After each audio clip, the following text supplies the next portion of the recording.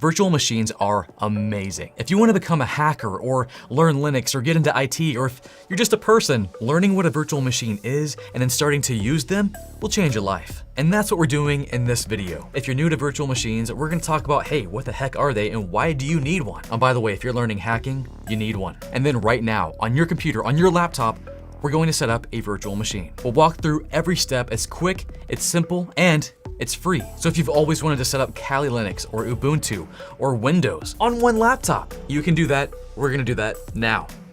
So let's go. Now again, this video covers a lot, from what a virtual machine is to setting one up and going over some really cool features you can do with it. So feel free to jump around. I got timestamps below. You can jump to your favorite part and get going immediately. So real quick, what exactly is a virtual machine? Well, it's basically this right here.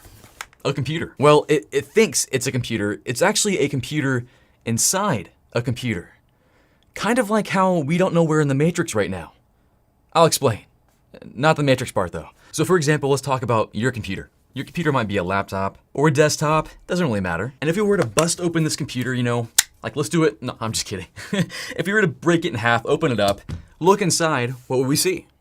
Hardware. Things like the CPU, RAM or memory, storage, I don't know why I said it like that. GPU, network interface card, hardware that makes our computer a computer. Well, not quite. We can't really use it yet until we install an operating system, right? Like we need that. For me, I'm using Windows. Hate me for it, I don't care. I love Windows. What are you using right now? So I have Windows 10, and that allows me to use all the hardware resources and play games and do all kinds of stuff like video editing or making videos like this. So this is a computer, and this might be your computer. But let's say one day you get the inkling, the urge to learn Linux, because everyone should, like right now. Like maybe you want to become a hacker or something, I don't know. So to learn Linux, you have to start playing with it. So you might think, oh, it's another operating system, so I probably need another set of hardware resources, right? I need to buy another computer. And on that computer, we would install Linux. There he is. Now it's fine to do this, by the way. If you have a laptop laying around or a Raspberry Pi, go for it. But a different way, and I might say a more magical way, because it is magic, man. VMs are magic. You could put the computer inside your computer. What? Yes, it's a real thing. It's amazing. How are we performing this magic? Virtualization, virtual machines. It's legit, it's awesome. But how do we do it? With a hypervisor. Big word, might sound scary, but it's not. A hypervisor is a fancy word for an application you install on your operating system, like anything else you might install. Google Chrome, Call of Duty, whatever it is. There are a few different players out there, but the one I love the most, just because it's free. Like anyone can download this, whether it's Mac, Linux, or Windows, and you get like all the features. It's amazing. It's called VirtualBox. And again, it's just an application you install. I'll show you how to do it here in a moment, and it's super fast, super quick and simple. And the hypervisor's job is legit just to create a bunch of little computers inside your computer. Things like this. And it doesn't have to be Linux, it could be Windows. You could have Windows inside Windows. You could have Mac inside Windows. Windows on Linux. Windows on Mac. And you can have more than one. Now again, I'm gonna show you how to do this. Step by step, it's so easy. But let me tell you one thing. What's amazing about this is this computer right here, this little fake computer, basically. He thinks he's a real boy. He thinks he's the actual computer. He thinks he's the laptop, even though he's not. He's in the Matrix. What the hypervisor basically does, and it's, again, this is magic I'm talking about here. He'll basically create fake or virtual, I kind of use those words interchangeably, fake hardware components like the CPU, the RAM, GPU, my writing's getting worse and worse, it's okay. Storage, and he actually does this by borrowing from the operating system. So he says, hey, can I use some of this CPU for this new little computer here? Can I use some of your RAM? And of course, since you're the one doing it, he says, okay. And he creates this little fake virtual computer, and we install our operating system on there. And again, to that computer, he thinks, wow, I'm the only real computer here. This is amazing. But he's not. Now this technology's been around for a minute, but it doesn't make it any less amazing. Like if you're just now learning about this, it's kind of mind-blowing, isn't it? And even if you do know about it, it's still mind-blowing. Like just explaining this now, I get excited. Can't you tell? It's not just the coffee, I promise. But yeah, what we're doing here, virtualization has been around for a while, and it's been used in big companies for a while too. Now what you're seeing here, this virtualization, it's amazing because anyone can do it. You have a laptop, you have a desktop, you have your mom's computer, whatever it is, you can install a virtual machine. But it's also important to know that as you go further into IT, this isn't the only way to use a hypervisor. In fact, this hypervisor right here is referred to as a type 2 hypervisor, which kind of tells us there's a type 1. And what is that? Well, I'll tell you right now. Like what we're seeing here, a type 2 hypervisor is installed on an operating system that you already have, like Windows or Linux or Mac.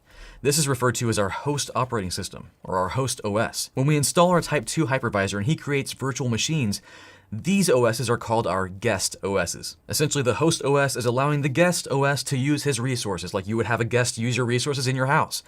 Except this guest thinks he's living there and he owns the house. It's kind of weird. Now the other option, a type 1 hypervisor, is what you'll see in companies and enterprises. And if you come to my house, I have some too. You might have some as well. A type 1 hypervisor will not be installed on top of an already existing operating system like Windows. So let me erase Windows out of here. Don't get too excited. The hypervisor will actually just install straight onto the hardware. And in this case, it wouldn't be something like VirtualBox, it would be something like VMware. VMware's ESXi, which is what I have running in my house. Not a type 1 hypervisor like this. Can be installed on any computer, like your laptop. If you just erased Windows or Linux or whatever you have and installed ESXi, it would work. It's awesome. Try it. But more often, and typically in the real world, you'll see it installed on one of those big servers. A Dell server, an HP server. But honestly, the type 1 hypervisor and the type 2 hypervisor, they do the same thing. They make virtual machines. They carve out hardware, resources, and make virtual machines. The main difference with type 2 is that it has to ask the host operating system for resources, has to share it with them, whereas the hypervisor over here, type 1, he controls the show. He's got full godlike control of all the hardware resources. So keep that in mind as you go forth in IT, but let's get to actually making this happen on your computer. Now before I show you how to set up a virtual machine, let's talk about why. Why would you want to do this? Why would you not? But let me give you some reasons. My top 3 actually, real quick, here we go. Number 1, you'll want to learn hacking. Using a virtual machine to perform your hacking duties is the safest and most secure way to do this. In fact, if you want to use Try Hack Me or Hack the Box, fantastic ways to learn hacking, this is their recommended way. Get a virtual machine and connect to them via VPN. We'll cover that here in a moment. 2, you just want to learn different operating systems. Best way to do it. And 3, you'll want to break stuff. Now when I say break stuff, I really mean it. When you use a virtual machine, you can do whatever you want to it. You can change all the settings, break it, mess it up, because guess what? It doesn't matter. You can just delete it and build a new one. It doesn't affect your main operating system, your main host OS. So that means it's the best place to try things, the best place to experiment. So here we go. Time to make some magic happen. I'm gonna set up a virtual machine, a computer inside a computer on this laptop. Now you can do this, it's not too difficult, and it's completely free. So here we go, let's get this set up and start going. Okay, so real quick, what do you actually need to do this? Well, first you need a computer, right? A real one, not a virtual one. Can't be a matrix computer. Now it doesn't have to be a crazy computer. If you bought your computer within the last 10 years, you should be okay for the CPU, and as far as like RAM, I would say 4 gigabytes or more. Any less and you might have some trouble. Why? Well, because again, we're sharing resources with a new computer. Your computer right now is already using those resources. Does it have some to spare? Kind of like your house. Do you have an extra room for a guest? If you don't, it's gonna be straining. It's gonna be hard. And I'm not sure why I made a list. That's pretty much all you need. We're good. Now, before we try to set up a virtual machine on this laptop or your laptop, there's one thing you gotta know. Most operating systems come in 2 flavors, 32-bit or 64-bit. So for example, I'm going to install Kali Linux as a virtual machine on my laptop. I have the option to use a 32-bit version or a 64-bit version. If you want to use a 64-bit operating system, there's one thing you have to do in the BIOS of your computer. You basically have to enable hardware virtualization support for your CPU. I'll walk you through that right now, but if you don't care about 64-bit, if you're gonna go 32-bit, continue. Just make sure to download 32-bit images. To support both, go ahead and continue with this next step. Here's what you do. I'm gonna restart my computer here. As it's restarting, I'm gonna keep pressing F12, and what this will do is get me into my BIOS. It's the operating system before your operating system as your computer boots. For you, it may be F12, F8, F10. You'll see it when it comes up. But what we're gonna do here is actually adjust these settings on your computer. Now, I just missed mine, so I have to do it again. You have to kind of press it fast for your faster computers. Got it, okay. So here I'm gonna enter setup. This will get us into your BIOS settings. This looks a little scary if you've never done this before, I totally understand. And all we're gonna do is change one setting. We're gonna mosey on over to advanced, CPU configuration, and we're gonna look for something called Intel VMX Virtualization Technology. You want that enabled. Now your menu may be a bit different from mine, but just look for that setting, CPU configuration and Intel VMX. Now, if you have an AMD CPU, the process will be pretty much the same, except you're looking for a technology called AMD V. Enable that. So I'll enable mine by hitting the space bar, hit escape, and then mosey on over to save and exit, and yes, and reset. And I'm ready to go. Now, real quick, before you do anything, do this right now. Whatever operating system you want to start playing with, whether it's Kali Linux, Ubuntu, Windows, or whatever, start downloading it right now. These file sizes can be pretty large and it might take a bit, so might as well start now. So I'm gonna go out to the interwebs, the internet, search for Kali Linux. I'm gonna go download it. and I'm going to download the Kali Linux 64-bit installer. Now notice it is 4 gigs. It includes everything, all the cool applications you want to use to hack things. So it might take a bit. I'm going to go ahead and download mine now. I've got gigabit internet, so it's going to take about 3 minutes. I'm also going to go download the latest version of Ubuntu. So I'm going to search Ubuntu. Click on download right here from the Google search. Yeah, you're gonna track me. Ubuntu desktop is what I want, and click on download. Now real quick, notice the type of file I'm downloading. It's an ISO file, .iso. Most of the time, this is what you want to look for. It's installation media. It's how you install these operating systems. Kind of like how we used to install things via CDs, which we don't really do anymore, so it's hard to make that comparison. But while those are downloading, we're gonna download our hypervisor next. I mentioned before, we're gonna be using a hypervisor called VirtualBox, made by Oracle, completely free, and I love free. So I'm gonna click on downloads here. Scroll down here, I've got a few options: Windows, OS X, which is Mac, Linux, or Solaris. Now here I'm demoing Windows. Keep in mind, it should be pretty similar across all the different OSs. So click on Windows, and it's downloading. Coffee break. My VirtualBox download is ready. I'm gonna click on it and it's going to start installing. Pretty typical installer package. Just click on next, accept everything like you believe it. Don't change a dang thing, just click on next. And yes, it's gonna do some stuff. Just click on yes and install, yes.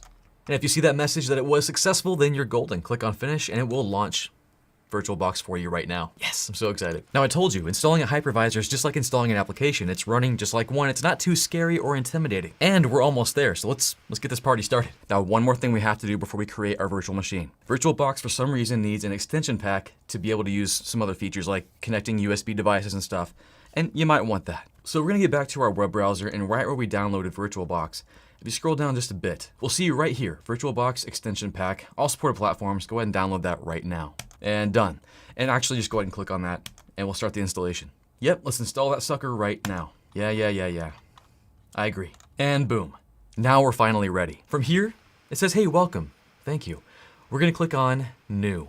So click on that weird looking icon there, new. Now because I'm running a hacking OS, Kali Linux, I like to name mine Voldemort. Oh, I'm sorry, he who must not be named.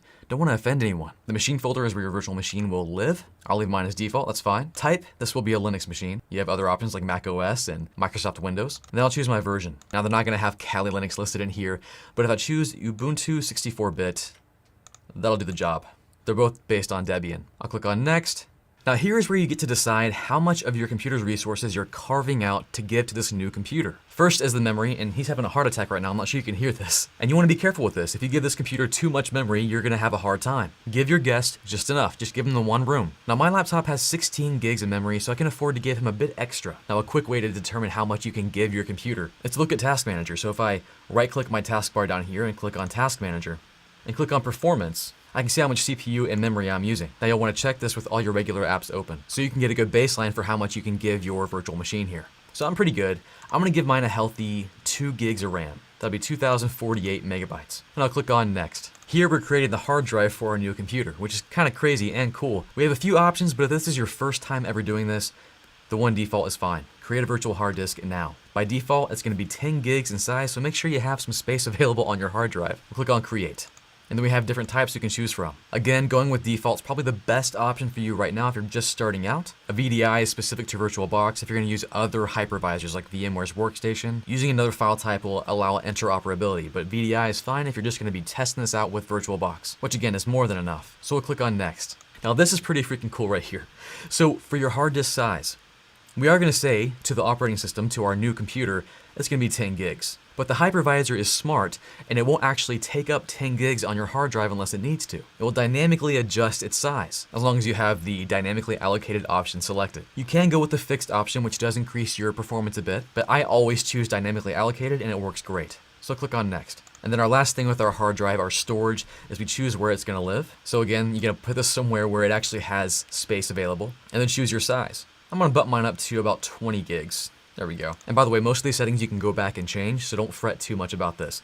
So I'll click create, and bam, like we're almost done. Not quite yet, but we're almost there. I'm gonna show you a couple things real quick. Go ahead and click your virtual machine and click on settings. There are a lot of options and you can go crazy and geek out, but for now, you don't have to change much. In fact, you don't have to change anything if you don't want to. But there is one thing I want to change from the get-go that I know will have the biggest bang on my performance, and that's the number of CPUs I give my new computer. I'm gonna go one step down and go to system, and from here I'll click on processor, the tab right here.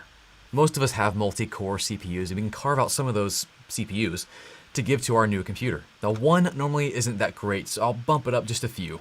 4 is a good solid number. Almost overkill. Never try to go over half. Get in the danger zone there. So always try to stay below that, especially if you're gonna have more than one virtual machine, which you can do, which we are going to do. And that's all I'll change for now. I'll click OK. And now all that's left to do is to start up our virtual machine. I'll click my little arrow right here and click on Start. Now first thing it says is, hey, we need a startup disk. Because right now we don't have any operating system on this virtual machine.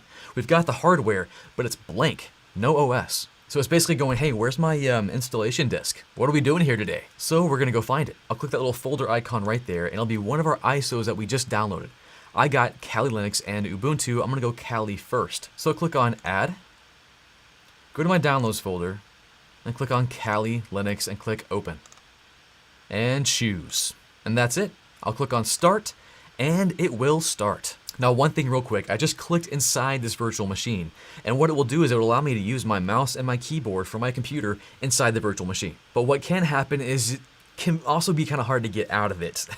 So they give you a little host key option to get out of there. Kind of like a abort button. By default, it's going to be the right control. So if you have your left control on your keyboard, it'll be the right control that you'll hit, and you'll get your mouse back and be able to go to your base or host operating system. And that's fine. So I'll go ahead and let it capture my movements here.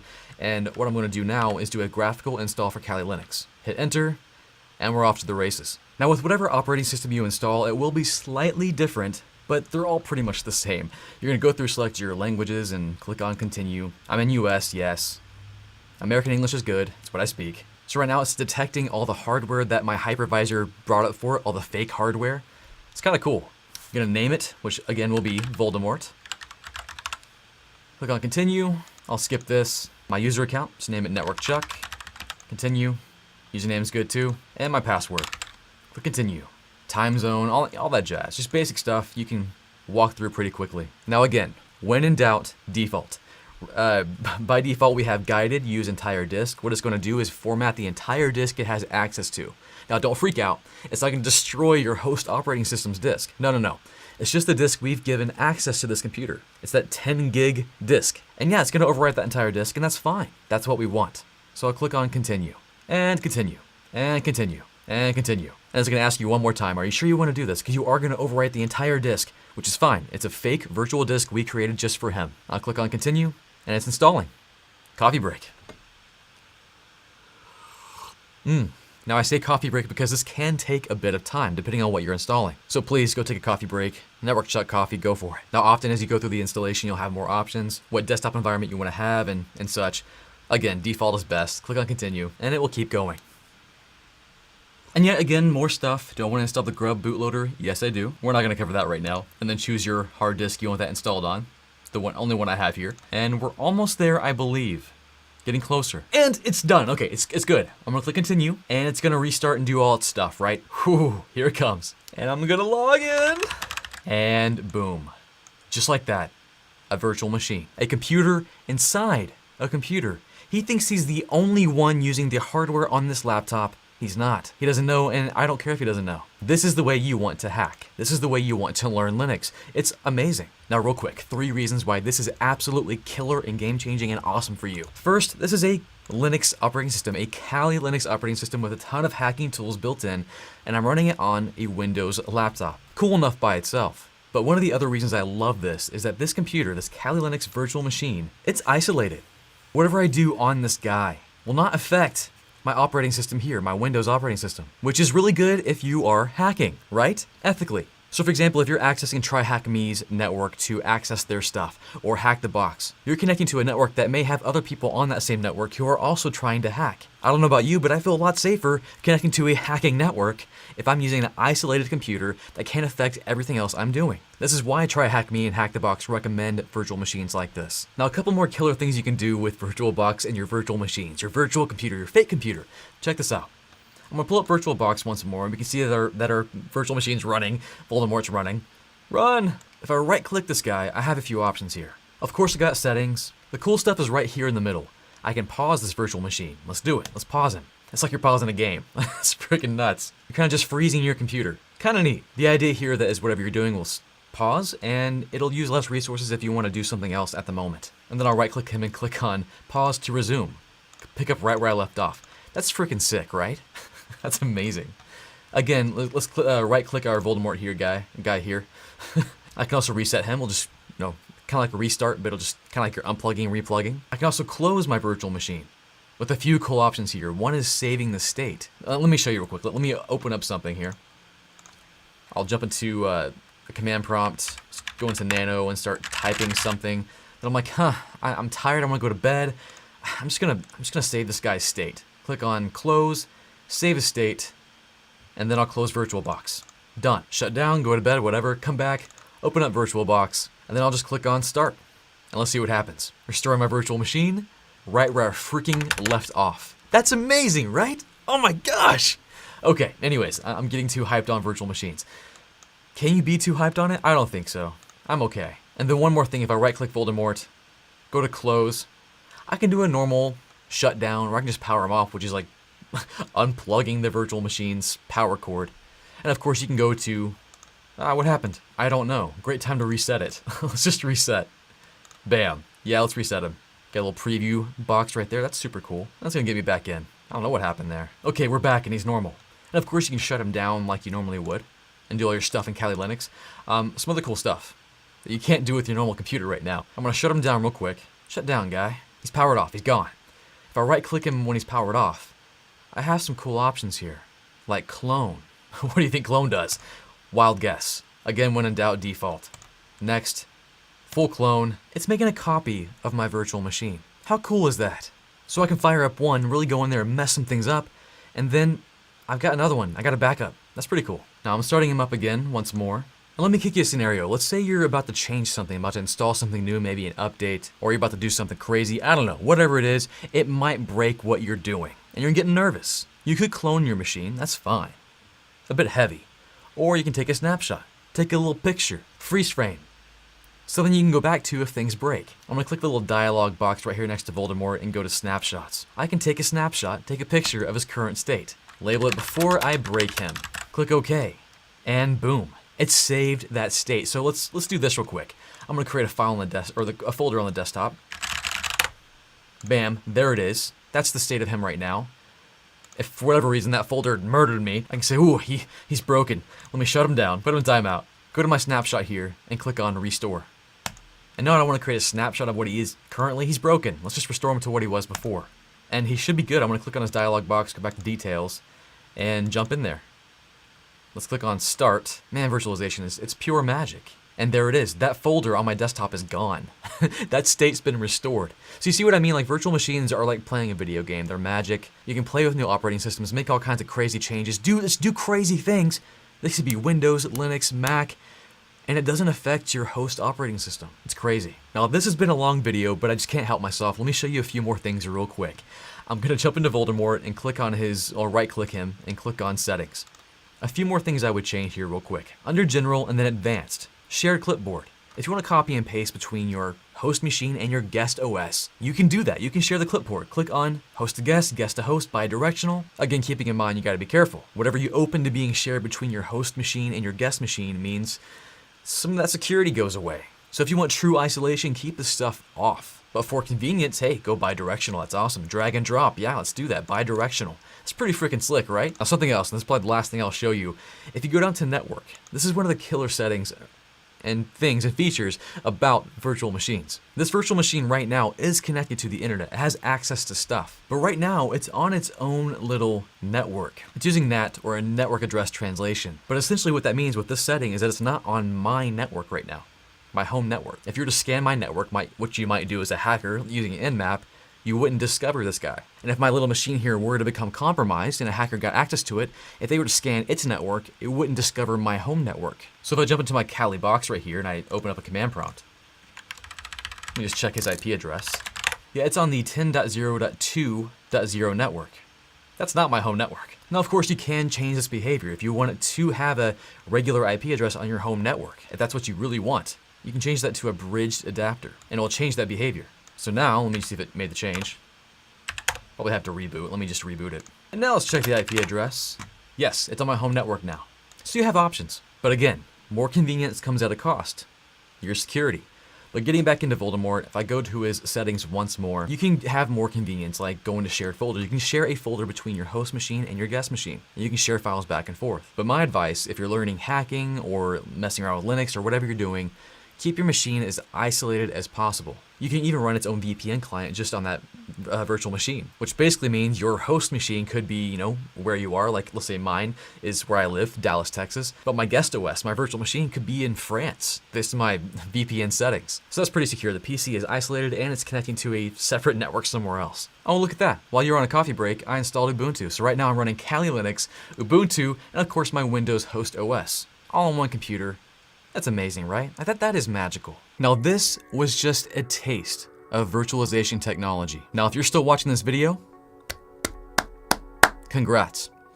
You just learned a ton about virtualization, virtual machines. And if you followed along, you deployed some virtual machines. That's awesome. What you just learned is something that we in IT use all the time. It's an essential skill. Whether you want to become a hacker or a system admin or a cloud engineer, really anything, any area of IT requires this knowledge. So with this, you're one step closer to whatever your goal is. And shoot, even if you don't want to become an IT person, just knowing this is so cool for regular life. But anyways, that's virtualization. I love it. And if you love it too, hit the like button. That's what that means. If you like virtualization, you have to hit the like button. And of course, if you like the video, it does the same thing.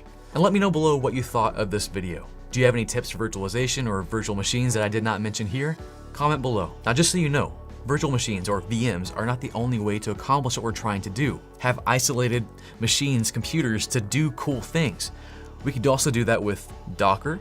We could do that with WSL2. You're probably thinking, dang, what is that? Great question. I got some videos up here that you can check out. And just so you know, learning virtualization, what a VM is a prerequisite before stepping into those worlds. And it's a big, cool, awesome world. Well guys, that's all I got here. Whew! Virtual machines are amazing. How many times can I say that? Until you get it. Hopefully you get it by now. So yeah, that's all I got. If you like what I'm doing here, don't forget to subscribe and hit that notification bell to be notified when I go live or post new videos like this. And if you want to support the mission of what I'm doing here, creating free IT training available to the masses, then consider joining my Network Chuck membership, link below. But yeah, that's all I got. Yep, I'll catch you guys next time.